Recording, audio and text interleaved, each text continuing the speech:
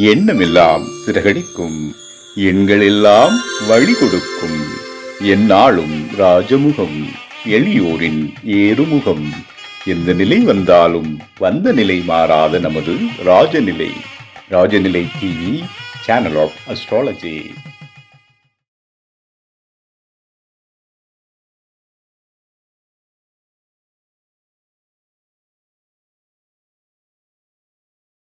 தொடர்ந்து நம் நிகழ்வில் பங்கேற்றும் நேயர்களின் மனதில் இடம் பிடித்த வீரமங்கை. இவரின் பேச்சோ அதிரடி. ஜோதிடவானில் சிறகடித்து வரும் பேச்சாளர் ஜோதிட ரத்னா திருமதி ஸ்ரீ திவ்யதர்ஷினி அம்மா அவர்களை மேசம் முதல் மீனம் வரை 12 ராசிகளில் சந்திரன் நிற்கும் பலன் என்ற அற்புத தலைப்பில் உரை நிகழ்த்த வருமாறு அன்போடு அழைக்கின்றோம். ராஜநிலை ஊடகம் வழியாக இந்த நிகழ்ச்சியை பார்த்து கொண்டிருக்கக்கூடிய அனைத்து ஜோதிட ஆர்வலர்கள் மற்றும் பொதுமக்களுக்கு என்னுடைய அன்பான இனிய காலை வணக்கத்தை தெரிவித்துக் கொள்கிறேன். மேலும் என் நன்றி கொண்டார்க்கும் உண்டாம் ஓய்வில்லை, செய் நன்றி கொண்ட மகற்கு அப்படின்னு ஒரு குரல் நம்ம கேள்விப்பட்டிருப்போம். எந்த ஒரு விஷயத்த மறந்தாலும் அதுக்கு மன்னிப்பு இருக்கு. ஆனா செய்யக்கூடிய உதவி அப்படிங்கிறத மறக்கிறவங்களுக்கு மன்னிப்பே இல்லை அப்படின்னு சொல்லியிருக்காங்க. அப்படி இன்னைக்கு நாங்க என்னைக்குமே கடமைப்பட்டது யாருக்கு அப்படின்னு பாத்தீங்கன்னா, ராஜநிலை நேயர்களாகிய உங்களுக்கும் இந்த நிகழ்ச்சியை ஏற்பாடு செய்து ஜோதிடர்களாகிய எங்களிடம் எந்த ஒரு எதிர்பார்ப்பும் இல்லாமல் மக்களுக்கு நார்மலா ஒரு ஜாதகம் அப்படிங்கறதுல இன்ட்ரெஸ்ட் இருக்கவங்களுக்கு பார்த்தாலே புரியுற அளவுக்கு எளிமையா இந்த கருத்துக்கள் போய் சேரணும்னு நினைக்கக்கூடிய உயர் திரு ராஜநிலை ராஜசேகர் ஐயா அவர்களுக்கும், எங்களை சிறப்பான முறையில் வழிநடத்தி கொண்டிருக்கக்கூடிய எங்களுடைய மதிப்பிற்கும் மரியாதைக்கும் உரிய குருநாதர் மருதமலை குருஜி ஐயா அவர்களுக்கும் இந்த நேரத்தில் நாங்கள் எங்களுடைய மனமார்ந்த நன்றியை தெரிவித்துக் கொள்கிறேன். முக்கியமான விஷயம் என்னன்னு பாத்தீங்கன்னா, ஜோதிடம் அப்படிங்கிறது பல விதிகள் இருக்கலாம், பல இடைவுகள், காம்பினேஷன், பார்வை, சேர்க்கை, திக்பலம், வர்க்கோத்தமம், இந்த மாதிரி நிறைய விஷயங்கள் இருந்தாலும் கூட சாதாரணமா பார்க்கக்கூடிய மக்களுக்கும் இந்த இடத்துல இந்த கிரகம் இருந்தா இந்த பலன் அப்படின்னு தெரியணும் அப்படிங்கிறதுக்காகவே ஒவ்வொரு மாசமும் புதுசான விஷயங்கள், கருத்துக்களை ஐயா மருதமலை குருஜி ஐயா அவர்கள் தலைப்பா எடுக்கிறார். இதுக்கு முன்னாடி இந்த மாதிரி எடுத்திருக்காங்களா அப்படின்னா எனக்கு தெரிஞ்சு இல்ல. புதிய விஷயங்கள் மக்களுக்கு அறிமுகம் ஆகணும், அதை எளிமையா ஜோதிடம் கத்துக்கணும்னு நினைக்கக்கூடிய நபர்களும் சரி, இல்லை இப்ப ஆரம்ப ஸ்டேஜ்ல இருக்கவங்களும் சரி, சாதாரண மக்களாகிய நபர்களும் இதை கேட்டுட்டு இருக்கவங்களுக்கும், நமக்கு சந்திரன் இங்க இருந்தா என்ன பலன், நமக்கு சூரியன் இங்க இருந்தா என்ன பலன். ஏன்னா நிறைய பேருக்கு இன்னைக்கு ஜாதகம் பார்க்க வரும்போதே பாத்தீங்கன்னா நிறைய டவுட்ஸ் இருக்கு. எனக்கு வீடு வாங்கக்கூடிய யோகம் இருக்குங்களா, எனக்கு இந்த குணம் ஏன் இருக்கு, நான் கோவத்தை குறைக்கணும்னு பாக்குறேன் ஆனா குறைக்க முடியல, எனக்கு இந்த சாப்பாடு விஷயத்துல நிறைய இன்ட்ரெஸ்ட் இருக்கு, இந்த மாதிரி நிறைய ஒவ்வொருத்தருக்கும் ஒவ்வொரு ஸ்பெஷல் குணம் அப்படிங்கிறது இருக்கும். அது ஏன் வருது, எதனால வருது, எந்த கிரகம் எங்க நின்னா வருதுங்கிறது எனக்கு ரொம்ப சிம்பிளா புரிஞ்சுக்கிற அளவுக்கு ஒரு தலைப்பை ஏற்படுத்தி கொடுத்து இங்க இருக்கக்கூடிய அனைத்து ஜோதிட சக நண்பர்களுமே பாத்தீங்கன்னா மிகப்பெரிய ஜோதிட வல்லுநர்கள். ஒவ்வொருத்தரும் ஒவ்வொரு கலைன்னு சொல்ல முடியாது, பல கலைகள்ல வித்தகர்கள். அவர்கள் அந்த ஜோதிட பாணி எல்லாம் விட்டுட்டு எளிமையா மக்களுக்கு இப்போ ஜோதிடம் பயின்று கொண்டு இருக்கக்கூடியவருக்கு, ஆன்மீகம் ஜோதிடத்துல இன்ட்ரெஸ்ட் இருக்கவங்க எல்லாருக்குமே புரியணுங்கிறதுக்காக தங்களுடைய கருத்தை பதிவு செய்ய வந்திருக்காங்க. அவங்களுக்கும் என்னுடைய மனமார்ந்த நன்றியை தெரிவித்துக் கொண்டு இன்னைக்கு இந்த மேடையில எனக்கு பேச கிடைத்த தலைப்பு அப்படின்னு பாத்தீங்கன்னா, சந்திரன் 12 வீட்டுல நின்னா என்ன பலன் அப்படிங்கிறதுதான். முதல்ல ஒரு விஷயத்த பத்தி நான் சொல்ல வரேன். நான் ஒருத்தர்கிட்ட ஒரு கருத்து சொல்ல வரேன்னா முதல்ல நான் யாருன்னு தெரியணும் இல்லையா? அது மாதிரிதான் இப்ப சந்திரனை பத்தி நான் பேச வரேன்னா, சந்திரன் யாரு, அவரை பத்தி நம்ம சில விஷயங்களை தெரிஞ்சுக்கிட்டு அந்த பலன்களுக்குள்ள போறதுங்கிறது சிறப்பு. இதைதான் நான் எனக்கு முன்னாடி பேசக்கூடிய ஆத்மகாரகனை பற்றி பேசிய, எங்க எல்லாத்துக்கும் ஆத்மாவா இருந்து செயல்பட்டு கொண்டு இருக்கக்கூடிய மருதமலை குருஜி ஐயா அவர்கள் அழகா சொன்னாரு. ஒரு ஸ்தலத்துக்கு போறோம், அந்த இப்பெல்லாம் பாத்தீங்கன்னா டூர் போற பஸ்ல எல்லாம் நீங்க பாத்திருப்பீங்க, கடன்னு இறங்கி கோயில் கரூரிக்குள்ள போயிட்டு சாமி கும்பிட்டு படகுன்னு வந்துருவாங்க. அந்த கோயில் எதுக்கு, எதனால கட்டினாங்க, அங்க என்ன ஆதிக்கம் இருக்கு எதுவுமே தெரியாது. அதே சில பேர் பாருங்க, ஒரு கோயிலை பத்தி நல்லா தெரிஞ்சு அந்த வரலாறு கேட்டுட்டு அங்க போவாங்க. அது போயிட்டு வந்த ஒரு மன திருப்தி இருக்கும், காலத்துக்கும் அந்த கோயிலுக்கு போனோங்கிற ஞாபகம் இருக்கும். அதே மாதிரிதான் இப்போ எல்லாருக்கும் கோவிலுக்கு போகக்கூடிய வசதிங்கிறது கிடைக்காது. அப்படி இருக்கக்கூடிய நபர்கள் ஒரு கிரகம், இப்ப நான் சந்திரனை பத்தி பேசுறேன், ஐயா சூரியனை பத்தி பேசுறாரு, மற்ற ஜோதிடர்கள் மற்ற கிரகத்தை பத்தி பேசுறாங்க. அந்த கிரகம் பாதிக்கப்பட்டிருந்தாலும் கூட அந்த கிரகத்துடைய வரலாறுகளை கேட்கும் பொழுது உங்களுக்கு அந்த கிரகம் வலிமை இழந்திருந்தாலும் வலிமை பெறும், உங்களுக்கு அதனால ஏற்படக்கூடிய தீங்குகள் குறையும். இதுதான் முதல் கான்செப்ட். அதுக்காக தான் முதல்ல அது எப்படி வந்தது அப்படிங்கிறத சொல்ல வரோம். இப்ப சந்திரன் எப்படி வந்தாரு அப்படிங்கிறதுதான் ஃபர்ஸ்ட். இந்த சந்திரன் பாத்தீங்கன்னா அத்திரி மகரிஷி அனுஷியா தேவிக்கு மகனாக பிறந்தவர். அத்திரி மகரிஷி அப்படிங்கிறவர் பூமியில மனித குலம் தலைக்கிறதுக்காகவும், மனித குலத்துல நன்மை தீமை அப்படிங்கிற விஷயங்களை சரிசமப்படுத்தி மனித குலம் நல்லா இருக்கணுங்கிறதுக்காகவும் தேவர்களாலும் முனிவர்களாலும் ரிஷிகளாலும் நிறைய விஷயங்கள் செய்யப்பட்டது. இதுல அத்திரி மகரிஷி அனுஷியா தேவி அப்படிங்கிற தம்பதியர் வாழ்ந்து கொண்டிருக்கக்கூடிய அந்த காலத்துல அனுஷியா தேவிங்கிறவங்க மிகப்பெரிய பத்தினி தன்மையை பெற்ற ஒரு ரிஷி பத்தினியா வாழ்ந்துட்டு வந்தாங்க. இவங்க இருக்கக்கூடிய அந்த காலகட்டம் இவங்களுடைய புகழ் என்னாச்சுன்னா தேவலோகம் முழுக்க பரவி கடைசியா மும்மூர்த்திகளான சிவபெருமான், விஷ்ணு, பிரம்மா இவர்கள்கிட்டையும் போய் சேர்ந்தது. இந்த லோகத்தையும் போய் அடைந்தது. பிரம்மலோகம் வரைக்கும் போச்சு. இத சோதிக்க நினைச்ச மும்மூர்த்திகள் என்ன பண்ணாங்கன்னு பாத்தீங்கன்னா, ஒரு சித்தரோ அது ஒரு முனிவர் மாதிரி, அதாவது யாசகம் கேட்பாங்க இல்லையா, அந்த ரூபத்துல இவங்க இருக்கக்கூடிய இடத்துக்கு வராங்க. யாருன்னா அனுஷியா தேவி அத்திரி மகரிஷி இருக்கக்கூடிய இடத்துக்கு வராங்க. எப்படி வராங்கன்னா, ஒரு சாது போல வந்து தங்களுக்கு ரொம்ப பசிக்குது, கொஞ்சம் உணவு தானம் பண்ணுங்க அப்படிங்கிற மாதிரி கேக்குறாங்க. அத்திரி மகரிஷியும் அனுஷியா தேவியும் கொஞ்சம் கூட தயங்காம ஒத்துக்கிறாங்க. உபசரிச்சு உள்ள கூப்பிடுறாங்க.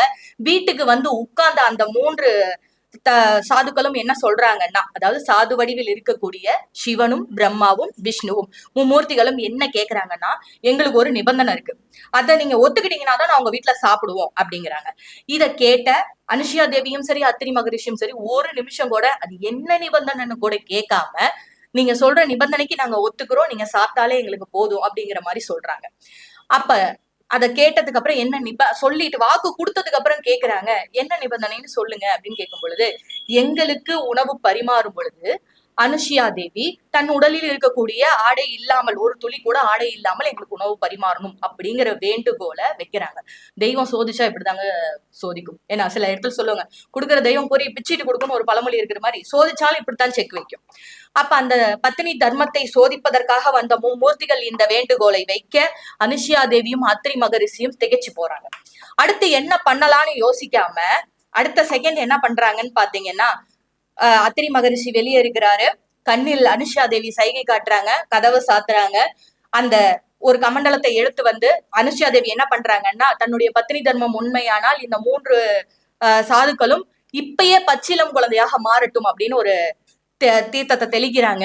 மும்மூர்த்திகளும் அடுத்த கணமே பச்சிலம் குழந்தையா மாறுறாங்க. கை குழந்தை, பிறந்த குழந்தையா மாறுறாங்க.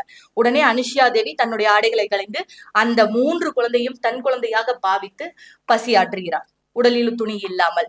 இத பார்த்து பதறி போன பார்வதியும் மகாலட்சுமியும் சரஸ்வதியும் பறந்தடிச்சு போய் வராங்க. என்னடா, தன்னுடைய கணவர்கள் வந்து குழந்தையா மாறிட்டாங்களே, இதை எப்படியாவது தடுத்து நிறுத்தி அசம்பாவிதத்துல இருந்து காப்பாற்றணும்.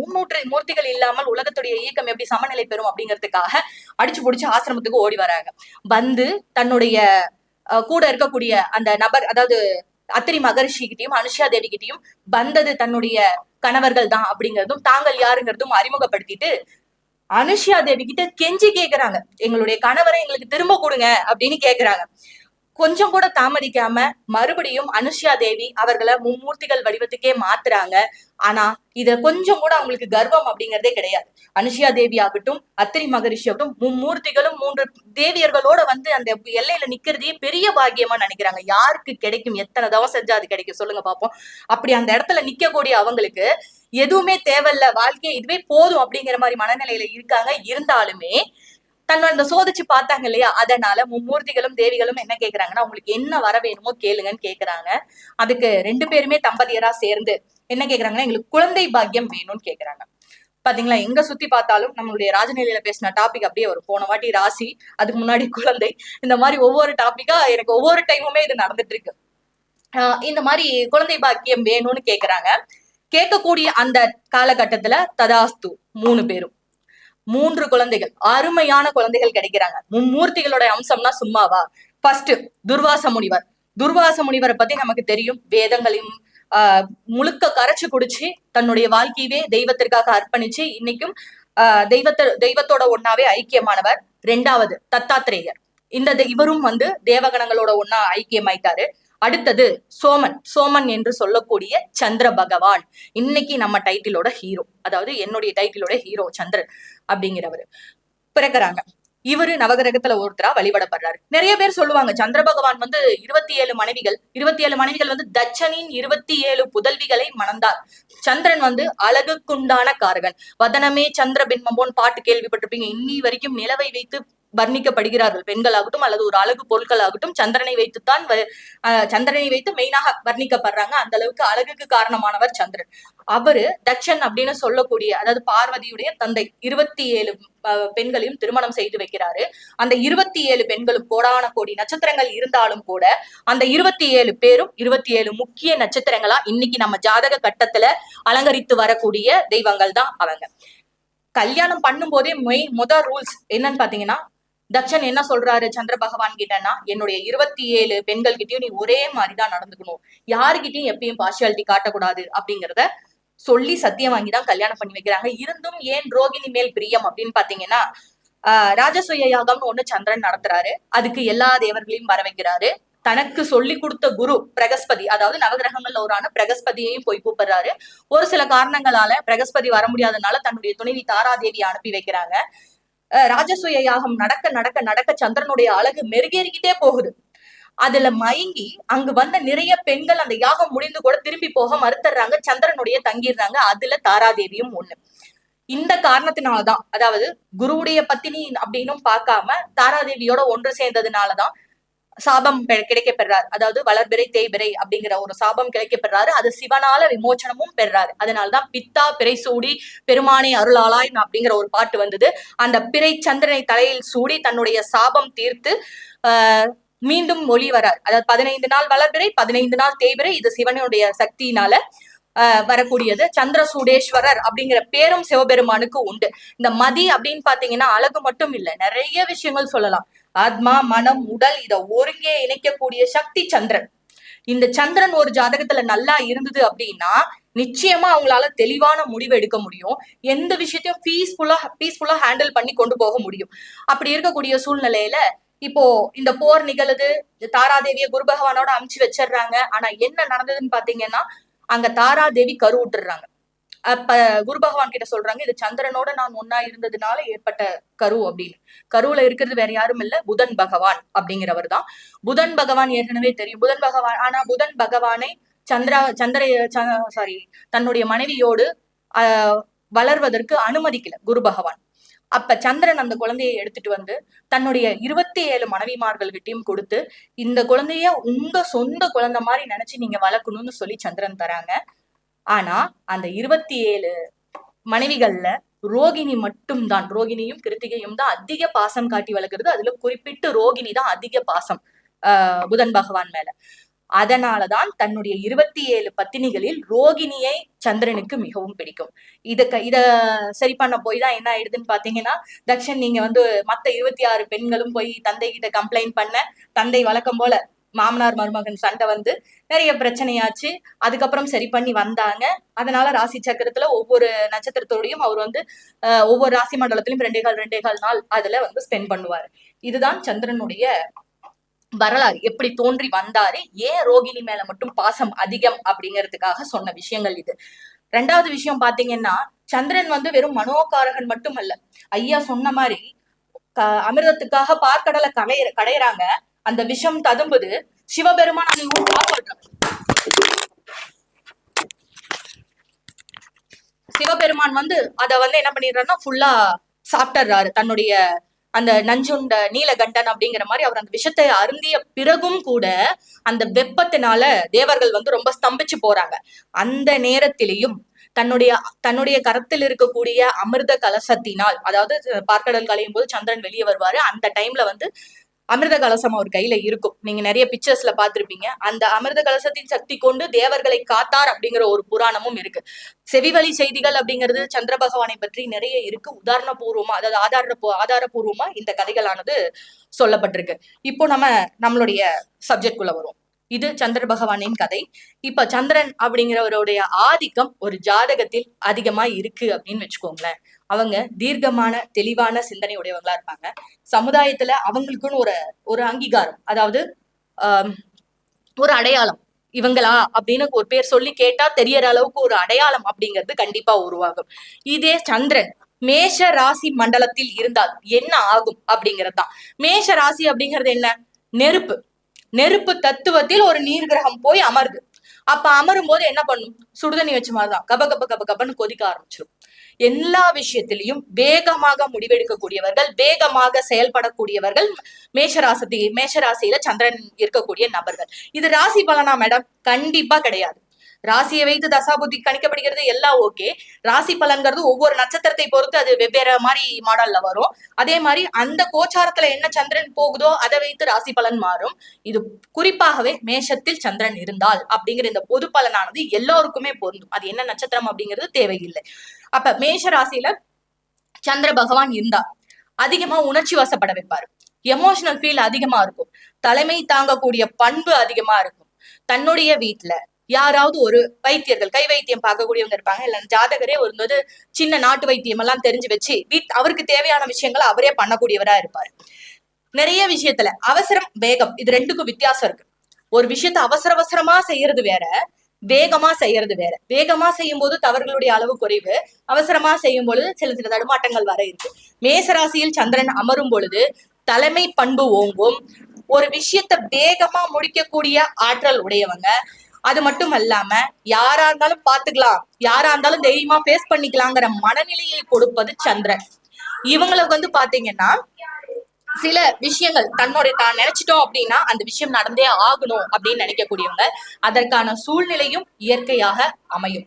அது மாதிரியான அமைப்பு. ஏன்னா இங்க சந்திரன் எப்பயுமே பாத்தீங்கன்னா சந்திரன் யாரோடையும் பகைமை பாராட்டுவதில்லை. மத்த ராசிக்கு இது உச்சம், நீச்சம், வளர்பிறை, தேய்பிறைன்னு நிறைய இருந்தாலும் கூட யாருக்கிட்டையும் அது பாத்தீங்கன்னா பகை அப்படின்னு சொல்லக்கூடிய அமைப்பு கிடையாது. சமம் அப்படிங்கிறது தான் போகும். மேஷ ராசியிலையும் தெளிவான சிந்தனையும் தலைமை குணத்தையும் அரசு சார்ந்த உத்தியோகங்கள் மாதிரியான விஷயத்துல ஈடுபடக்கூடிய விஷயங்களையும் சந்திரன் கொடுக்கிறாரு. அது கூட மட்டும் இல்லைங்க, இந்த கவர்மெண்ட் வேலை அல்லது ஒரு நிறுவனத்துக்கு ராஜா மாதிரி ஒருத்தர் இருக்காங்கன்னா அவங்களுக்கு அந்த இடத்துல போய் வேலை செய்யறதுக்கு தான் இவங்களுக்கு பிடிக்கும். மேஷத்துல சந்திரன் இருக்கவங்களுக்கு அவங்களுக்கு கீழே அடுத்த நிலையிலயோ அல்லது அந்த ஆபீஸ்ல அவங்களுக்கு நெருக்கமான பதவிகள் அமர்றதுக்கு மேஷத்துல சந்திரன் இருக்கவங்களுக்கு ரொம்ப பிடிக்கும். அந்த வேலையையும் திறன்பட செய்து முடிப்பார்கள். நெக்ஸ்ட் இவங்களுக்கு பாத்தீங்கன்னா சின்ன இதே தேய்பிறை சந்திரனாக இருக்கும் பட்சத்தில் அந்த வேகம் அவசரமா மாறும். மனத்துல செய்ய வேண்டிய விஷயத்த கரெக்டா செய்ய போறோன்னு போய் ஒரு மன சஞ்சலத்துல மாட்டுவாங்க. தேவையில்லாத சண்டைகளையும் இழுப்பாங்க. இது தேய்பிறையா இருக்கும் பொழுது. ஆனா அதுலயும் ஒரு நல்ல விஷயம் இருக்கு. முன்கோபம் அதிகம் வராது. எதையும் கொஞ்சம் யோசிச்சு பண்ணிக்கலாம். இல்ல ஒரு 2 நிமிஷம் டிலே பண்ணி கூட ஒரு விஷயத்த பண்ணுவாங்களே தவிர அவசரப்பட்டு கோவப்பட்டு வார்த்தையை விட மாட்டாங்க. இதே மாதிரி ரிஷபத்தில் சந்திரன் இருந்தால் என்ன பலன் அப்படின்னு பாத்தீங்கன்னா, ரிஷபத்துல சந்திரன் உச்சம். நார்மலாவே நான் சொன்ன மாதிரி ரிஷபம் உச்சம் அடைகிறது பாத்தீங்க, ரிஷபத்துல சந்திரன் உச்சம் அடைகிறாரு, கடகத்துல ஆட்சி பலம் வேற. சோ இந்த 2 ராசிகள்ல பிறந்தவங்களுக்கு இயல்பாவே என்னன்னு பாத்தீங்கன்னா தனக்குன்னு ஒரு அடையாளத்தை உருவாக்கிக்கணுங்கிற எண்ணம் 100% இருக்கும். பிசினஸ் மைண்டு, அதுவும் ரிஷபத்துல இருக்கிறவங்களுக்கு பிசினஸ் மைண்டுங்கிறது ரொம்ப அதிகமா இருக்கும். நம்ம மருதமலை குருஜி ஐயா அடிக்கடி சொல்லுவாரு, இந்த ரிஷப ராசிக்காரங்களை ஏதாவது தொழில் தொடங்கும் போது விளக்கேத்த விட்டீங்கன்னா ரொம்ப நல்லா இருக்கும் அப்படிங்கிறது ஐயா அடிக்கடி சொல்லியிருக்காரு. அந்த மாதிரி பாத்தீங்கன்னா இந்த ரிஷபத்துக்கு அந்த தொழில் தொடங்கக்கூடிய விஷயங்கள் அப்படிங்கிறது சூப்பரான ஒரு விஷயமா இருக்கு. இவங்க யார்கிட்ட கேர்ஃபுல்லா இருக்குன்னு பாத்தீங்கன்னா, திருமண வாழ்க்கையில கணவனுக்கு அதிக முக்கியத்துவம் கொடுக்கணும், தாய் சகோதரர்கிட்ட ஒரு லிமிட் இடம் மெயின்டைன் பண்ணிக்கணும் அப்படிங்கிறது. ஏன்னா இங்க கடகத்துல இருக்கக்கூடிய சந்திரன் தன்னுடைய 11வது வீட்டுல உச்சமடைறதுனால அதிகப்படியான லாபத்தை மற்றவர்களிடம் பெறுவாங்க அப்படிங்கறதுல மாட்டுக்கிறதுல இயல்பாவே அழகுணர்ச்சி இருக்கும். நல்ல வீடு மனை அமையக்கூடிய யோகம் அப்படிங்கிறது ரிஷபராசிக்காரர்களுக்கு இருக்கு. எப்படின்னு பாத்தீங்கன்னா, ஒரு விவசாய நிலம், நல்ல நிலம் வாங்கணும்னா ரிஷபத்துல மிருகசீஷத்துல சந்திரன் இருக்கும் போதெல்லாம் ஒரு நல்ல நிலம் வாங்கக்கூடிய அமைப்பு அப்படிங்கிறது, இடம் வாங்கக்கூடிய அமைப்புங்கிறது இயல்பாவே இருக்கும். அதீத எண்ண ஓட்டம் இருக்கும். நிறைய ஒருத்தர் ஒரு 1x ஸ்பீட்ல நம்ம இப்ப பேசுறோம் அப்படின்னா 10x ஸ்பீட்ல அவங்க யோசிப்பாங்க. அந்த அளவுக்கு டீப்பான சிந்தனை தன்மை அப்படிங்கிறதுக்கும் குறிப்பா பிசினஸ் மைண்ட் நிறைய இருக்கும். மிதுனத்தில் சந்திரன் இருக்கும் பொழுது மிக சிறந்த அறிவாளிகள், அதுல மாற்றமே கிடையாது. புதனுடைய வீட்டில் சந்திரன் தன்னுடைய மகன், அதனால இயற்கையாவே அந்த அறிவு அப்படிங்கிறத மிதுனத்துல சந்திரன் இருக்கும் போது கொடுத்துரும். ஆனா இங்க என்னன்னு பாத்தீங்கன்னா கொஞ்சம் அவசரத்தன்மை, தானாவே போய் வாயை கொடுத்து மாட்டிக்கிறது, இந்த மாதிரியான விஷயங்களும் மிதுனத்துல சந்திரன் இருக்கும்போது நடக்கிறதுக்கான வாய்ப்பு இருக்கு. ஆனா இவங்க எந்த விஷயத்துல கவனமா இருந்துக்கணும்? சேமிப்பு விஷயத்துல கவனமா இருந்துக்கணும், கடன் வாங்குற விஷயத்துல கொஞ்சம் கவனமா இருந்துக்கணும். மற்றபடி அடுத்தவர்களுக்கு இவர்கள் சொல்லக்கூடிய ஆலோசனை ஆகட்டும், அறிவுபூர்வமான விஷயங்கள் ஆகட்டும், 100% மிதுனத்துல சந்திரன் இருக்கக்கூடிய நபர்களுக்கு தன்னுடைய அறிவை விற்று பணம் சம்பாதித்தல் அப்படிங்கிற நிலைங்கிறது வரும். அதே போல கடகத்துல சந்திரன், இங்க நான் ஆல்ரெடி சொன்ன மாதிரி கடகத்தில் ஆல்ரெடி சந்திரன் ரொம்ப பலமான ஒரு இடத்தை பெறார். தன் வீடு, தன்னுடைய சொந்த வீடு இல்லையா? சோ என்ன வேணாலும் பண்ணலாம் அப்படிங்கிற மாதிரி. அதுவும் குறிப்பிட்டு புனர்பூசம் 4ஆம் பாதம் சந்திரன்ல கடகத்துல வரக்கூடிய முதல் நட்சத்திரம் புனர்பூசம் 4ஆம் பாதத்துல வந்துச்சுன்னா வர்க்கோத்தமம் அடைஞ்சிடுறாரு, இன்னும் பலம். சோ இது பாத்தீங்கன்னா கிட்டத்தட்ட தன்னுடைய வீட்டுல 2 டபுள் மடங்கு ஓனர்ஷிப் அப்படிங்கிற மாதிரிதான். எல்லா விதத்துக்கும் இவங்களுக்கு தன்னுடைய குழந்தைகள் மேலேயும் அதிக அன்பு இருக்கும், இவங்களுக்கு தன்னுடைய அம்மாவுடைய அன்பும் கிடைக்கும். அடிச்சு எவ்வளவு வேணாலும் அடிச்சுக்குவாங்க, ஆனா அந்த குழந்தையை விட்டு கொடுக்கணுங்கிற மனப்பான்மை வராது. தாயும் தன்னை விட்டு நகர மாட்டார், என்ன பண்ணாலும் அவங்களுடைய அம்மாவும் தன்னுடைய பிள்ளைகள் மீதும் அதிக பற்று கொண்டவராக இருப்பார் அப்படிங்கிறதுதான். இங்க இவங்களுக்கு பாத்தீங்கன்னா கடகராசிக்காரர்களுக்கு நல்லா டிராவல் பண்றது ரொம்ப பிடிக்கும். வெளிநாடு வெளிமாநிலம் செய்யக்கூடிய விஷயங்கள் எல்லாமே உங்களுக்கு ஆதாயத்தை தரும். விவசாயம் சார்ந்த விஷயங்கள் எல்லாமே உங்களுக்கு ரொம்ப சிறப்பான முறையில அமையும். ஏன்னா சந்திரன் அப்படின்னாலே உணவுப் பொருட்கள், பச்சரிசி, இந்த மாதிரியான விஷயங்கள், டிராவல். அதாவது ஏற்கனவே அவர் பாத்தீங்கன்னா ஸ்பீடான கிரகம். சந்திரன் மிக வேகமாக செல்லக்கூடிய கிரகம்ன்றதுனால பயணம் செய்வதில் அதிகப்படியான ஆர்வம் கொண்ட நபர்களா இருப்பாரு. சந்திரன் தன்னுடைய வீட்லயே அமர்றதுனால என்ன பண்ணுவாருன்னு பாத்தீங்கன்னா, எப்படியாவது அந்த ஜாதகத்தை, எந்த கிரகம் எந்த நிலையில இருந்தாலும் எப்படியாவது ஜாதகரை முன்னேற்றணுங்கிறதுல ரொம்ப குறிக்கோளா இருப்பாரு. சிம்மத்துல சந்திரன் வந்தார், சிம்ம ராசிக்காரங்களா அப்படிங்கிறீங்கல்ல, அந்த மாதிரிதான். சிம்மத்துல சந்திரன் வந்துருச்சுனாலே ஒரு ஆளுமை, அதிகாரம். மேஷத்துக்கு அப்புறம் சிம்மத்தில் சந்திரன் இருக்கிறவங்களுக்கு அதிகாரம், அரசு பதவி, இது சார்ந்த விஷயங்கள் அதிக நாட்டம் இருக்கும். தன்னை மையப்படுத்தி மத்த விஷயத்தை யோசிப்பாங்க, தன்னை வச்சு மத்த எல்லாமே செயல்படணும்னு நினைப்பாங்க. நல்ல மனம் கொண்டவர்கள், ஆனா அதே சமயம் தனக்கு முதல் இம்பார்ட்டன்ஸ் கிடைக்கணும் அப்படின்னு நினைக்கக்கூடிய நபர்கள். தலைமை தாங்கும் பண்பு இவர்கள் கிட்ட ரொம்ப அதிகமா இருக்கும். நம்ம ஐயா அவர்கள் சிம்மராசி தான், அதனால தலைமை பண்புங்கிறது எப்பொழுதுமே முதன்மையாக இருக்கும். நெக்ஸ்ட் பாத்தீங்கன்னா காதல் சம்பந்தப்பட்ட விஷயங்களில் அதிகமாக உணர்ச்சி வாசப்பட்டு, அதாவது அன்புக்காக இயங்கக்கூடியவர்களும் சிம்மம் தான். அதிகப்படியா அந்த லவ் ஃபெயிலியரை சந்திக்கிறவங்களும் சிம்மம் தான். ஏன்னா தன்னை சுற்றியே, தன்னை பற்றி இயங்கும் போது அந்த காதல் அப்படிங்கிற ஒரு விஷயத்த, உணர்வை புரிந்து கொள்வதுங்கிறது கொஞ்சம் கடினமாக இருக்கும். கன்னியில் சந்திரன், கன்னி ராசி மிக சிறந்த ராசி. இந்த ராசியில் ஏற்கனவே நம்ம சொன்ன மாதிரி புதனுடைய வீட்டில் மிதுனத்தை விட கன்னியில் சந்திரன் அமர்ந்த போது ரொம்ப சந்தோஷமான மனநிலையில அமர்றாரு அப்படின்னே சொல்லலாம். இவங்களை பொறுத்த வரைக்கும் பாத்தீங்கன்னா கேரக்டர் வைஸ் நெளிவு சுழிவு அட்ஜஸ்ட் பண்ணி போகக்கூடிய தன்மையுடையவர்கள்.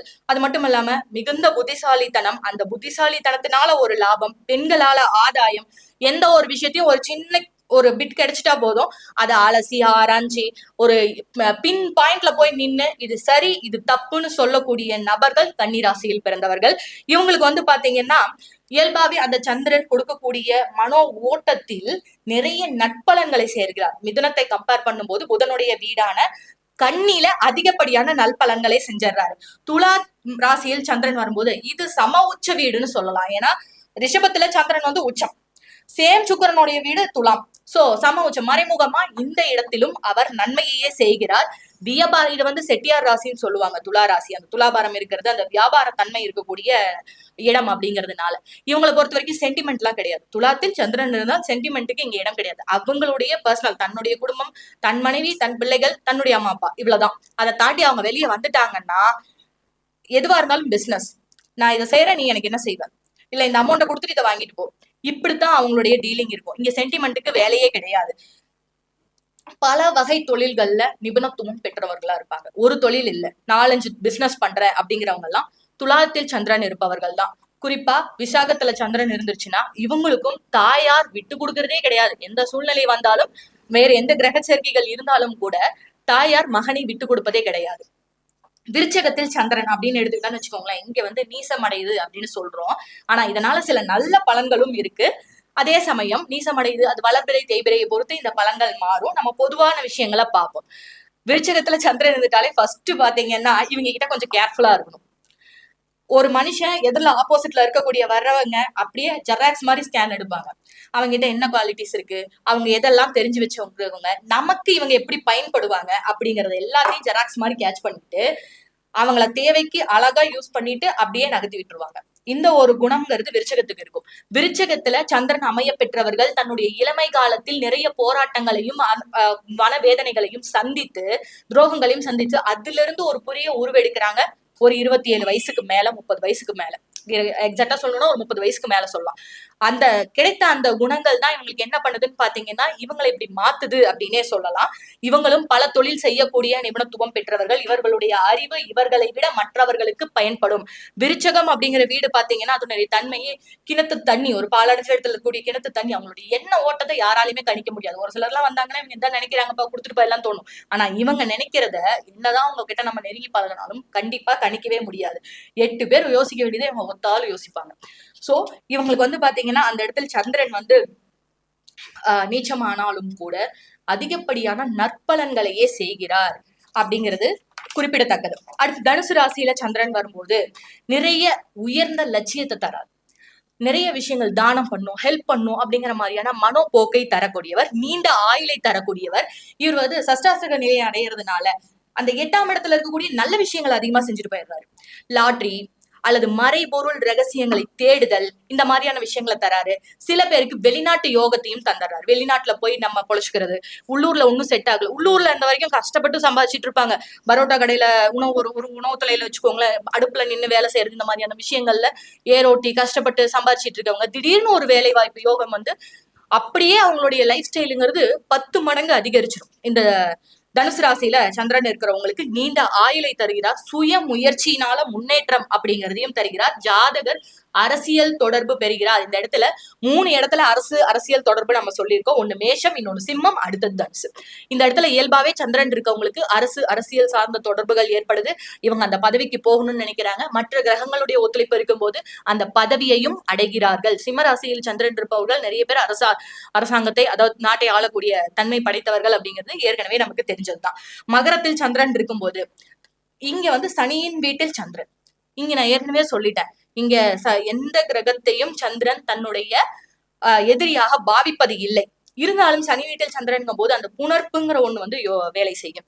புணர்ப்பு அப்படிங்கிறது பாத்தீங்கன்னா ஒரு தனிமையை விரும்பக்கூடியது, தொழிலுக்கு அதிக முக்கியத்துவம் கொடுத்து யோசிச்சு செய்யக்கூடியது. இந்த மாதிரியான விஷயங்கள் இயல்பாவே மகர ராசிக்கு இருக்கும்.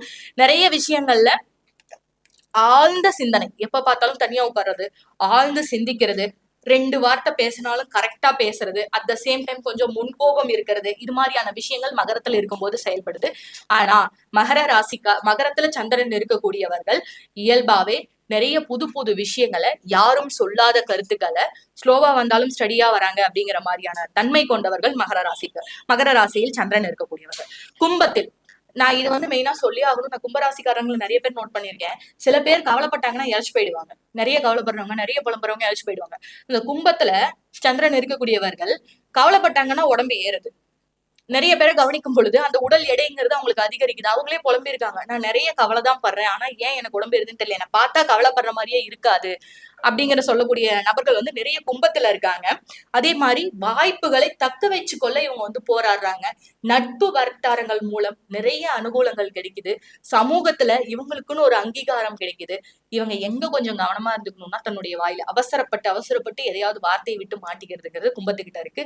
அதிகம் சுத்தம் பார்க்கக்கூடிய நபர்கள். அது மட்டும் அல்லாம நிறைய விஷயங்கள்ல தன்னை அர்ப்பணித்து ஏமாந்து போயிடுறவங்க. சோ இவங்க வந்து ஏற்கனவே 11ஆம் வீட்டில் சந்திரன் சனி வீட்டுல இருக்கக்கூடிய கும்பராசியில இருக்கக்கூடியவர்கள் நட்பு வட்டாரத்திடம் பழகும் போதும் சரி, மத்தவங்க கிட்ட பழகும் போதும் சரி, உங்களுக்குன்னு ஒரு அங்கீகாரம் வேணும்னு நினைச்சீங்கன்னா ஒரு முடிவு, நண்பர்களால ஒரு ஆதாயம் தேடி வருது அல்லது சமூக வட்டாரத்தினால உங்களுக்கு ஒரு வாய்ப்பு தேடி வருதுன்னா கூடுதல் கவனத்தோட அதை எடுத்துக்கிறதுக்கு முயற்சி பண்ணுங்க. நிச்சயமா அது வளர்ச்சியை கொடுக்கும்.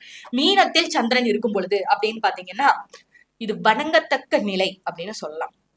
மீனத்தில் காலச்சக்கரத்துக்கு 12 சந்திரன் இருக்கும் பொழுது மருத்துவ ரீதியான தொழிலில் மிகப்பெரிய அளவில் வளர்ச்சி அடைவதும், ஆராய்ச்சி ரீதியான மனப்போக்கு அதிகமாக இருப்பதும் மீனத்துல சந்திரன் இருக்கவங்களுக்கு அமைது. வக்கீல் தொழில் எடுக்கிறவங்களுக்கும் இந்த மீனத்துல சந்திரன் இருக்கவங்களுக்கு மிகப்பெரிய ஒரு அடையாளப்படுத்தப்படக்கூடிய நபர்களாக மாற்றப்படுகிறார்கள். மகிழ்ச்சியான வாழ்க்கைக்கு ஆதாரமாக இருக்கிறார்கள். தன்னுடைய மனசை வந்து எப்பயுமே சீக்கிரமா ரெக்கவர் பண்ணிக்கிறவங்களா இருக்காங்க. ஓகே, இது இல்லைன்னா அதை சோர்ந்து போறது கிடையாது, ஈஸியா தன்னுடைய மனப்போக்கை மாத்திக் கொள்கிறதா இருக்காங்க. ஆன்மீகத்தில் அதிகப்படியான நாட்டம் அப்படிங்கிறது இருக்கு. அது மட்டும் அல்லாமல் வெளிநாடு வெளிமாநிலம் சார்ந்த பயணங்களால் அனுகூலம், லாபம், ஆதாயம் பெறக்கூடிய நபர்களில் மீனத்தில் சந்திரன் இருக்கக்கூடியவர்களும் ஒன்று அப்படின்னு சொல்லிக்கலாம். இப்ப பாத்தீங்கன்னா எல்லா ராசிக்கும் சந்திரன் எங்க இருந்தா என்ன பலன் அப்படிங்கறது சொல்லியாச்சு. சந்திரன் அப்படிங்கிறது வந்து பாத்தீங்கன்னா மனோகாரகன். நிறைய விஷயங்கள்ல நம்ம சொல்லியிருப்போம். இவர் வந்து வர்றது பாத்தீங்கன்னா பத்மத் வஜாய வித்மஹே ஹேம ரூபாய தீமகி தன்னோ சந்திர பிரச்சோதயாத்துன்னு சொல்லுவாங்க. அந்த தாமரை மலர்ல அழகா வெண்தாமரை மலர்ல இருக்கக்கூடியவர், மானை வாகனமாக வைத்திருக்கக்கூடியவர், முத்து வாகனம் இன்னொன்னு அவர் வர்றதுக்காக வாகனம் அப்படின்னு சொல்றாங்க. இந்த சந்திர பகவான் ஆனவர் நம்மளுடைய எண்ண ஓட்டங்களுக்கு காரணமாகிறார். இந்த எண்ண ஓட்டம் அப்படிங்கிறது எதோட நான் சொல்றேன்னா, ஒரு தியானம் பண்றீங்க, ஆத்மாவும் மனசும் ஒருங்கிணைந்து அடுத்த நிலைக்கு போறதுதான் அந்த தியானம்.